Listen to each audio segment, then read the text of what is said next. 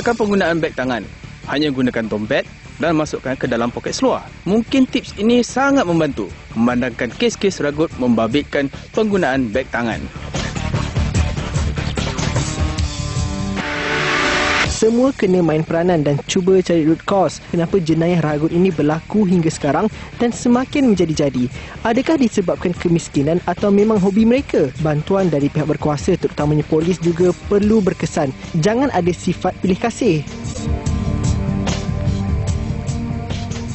Terima kasih kerana anda terus bersama wartawan pada malam ini. Kita masih berbincang ancaman jenayah ragut. Pengalaman kami di wartawan lah sejak berapa kita mula bersiaran 2-3 bulan yang lepas, apabila kami naikkan topik-topik yang bakal dibincangkan dalam program-program seterusnya, pengalaman kami misalnya dalam Facebook lah, pengalaman saya lah dan rakan-rakan produksi wartawan, apabila topik dinaikkan maka banyaklah pandangan-pandangan pendapat dihantarkan melalui ruang maya ini. Tetapi berlainan sekali apabila kami meletakkan topik mak rempit dan kes ragut ni, sayangnya tak banyak pandangan pendapat yang dihantarkan oleh rakan-rakan wartawan. Itu yang menggusarkan kami, itu menimbulkan kemusykilan pada saya yang menjadi host pada program ini. Jadi saya nak terus tanya kepada Master Saiful Hamil Zaman, seorang pengundi keselamatan peribadi. Master, apakah maksudnya apabila kami meletakkan topik ini dalam Facebook kami, dalam siaran promo kami sebagainya, respon yang diberikan oleh kalangan rakan wartawan di luar sana agak dingin terhadap isu ragut ni. Apakah maksudnya itu? Okey, sebenarnya kita ni masalah isu bila kita cakap pasal rempit dan juga ragut, sebenarnya masyarakat isu ni bukan isu baru. Isu dah lama. Dan bukan juga kata isu ni baru 2-3 bulan, tetapi dah mungkin bertahun-tahun. Jadi pada pandangan saya dan juga apa kajian yang kita buat, kita dapat lihat bagaimana sebenarnya masyarakat dah mula it's not, nak kata fed up pun tidak sebenarnya tapi masyarakat dah macam lali. Biarkan je lah. Biarkan je lah. Tapi sebenarnya sakit hati ni. Sakit hati. Tapi nak salahkan orang lain tak boleh. Dan kita juga tak boleh salahkan pihak polis. Sebab pihak polis dah melakukan macam-macam cara. Kempen dilakukan dan sebagainya. Dan kita lihat juga di sini sebenarnya tanggungjawab ini terletak pada bahu kita. Sebagai masyarakat kita patut saling membantu. Jadi kita lihat macam hari ini pun tak semua yang katakan rempit tu terlibat dengan ragut. Jadi ada di kalangan sahaja. Dan kebanyakan kes-kes yang kita lihat tidak juga berlaku di dalam kawasan bandar. Dia berlaku juga di kawasan taman dan tidak berlaku waktu malam, waktu siang hari. Jadi kita lihat kenapa jadi trend macam ni. Kepelbagaian trend tu. Jadi apa yang kita lakukan sekarang ni, kita kena satu mekanisme, cara untuk kita kena pasti bagaimana untuk mendidik masyarakat, bagaimana untuk mendidik golongan wanita, kanak-kanak dan juga dewasa yang mungkin terdedah kepada ancaman ragut ni. Jadi kita lihat secara terbaik ialah dengan mengadakan mungkin melalui media massa ataupun televisyen, kita tunjukkan bagaimana cara-cara yang terbaik untuk mengekang. Macam kalau kita dalam kita punya method ataupun pertahanan diri, pertahanan diri, self defense ini, kita patut ada satu konsep avoidance, lepas tu survival. Bagaimana harus kita lakukan?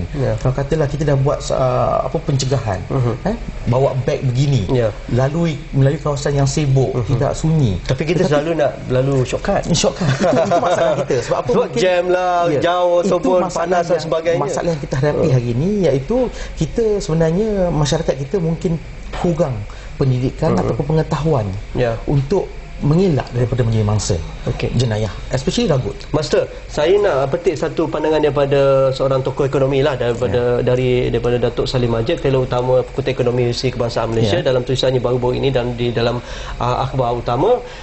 Kita berada di laporan daya saing dunia, kita berada di tangga ke-16 pada tahun ini. Pada tahun lepas menyatakan orang yang buat bisnes lah, peringkat dunia lah, peringkat global mengatakan ada faktor-faktor yang tertentu menyebabkan mereka tak mau datang ke negara Malaysia ni. Tidak minat lah untuk berlabur banyak di Malaysia ni. Pertamanya kata penghalang utama satu perkhidmatan awam yang tidak cekap. Pertama. Kedua, indeks rasuah yang terus tinggi. Yang ketiganya, jenayah dan kecurian Ini indeks nombor 3 yang menyebabkan pelabur-pelabur asing tak mau masuk ke Malaysia.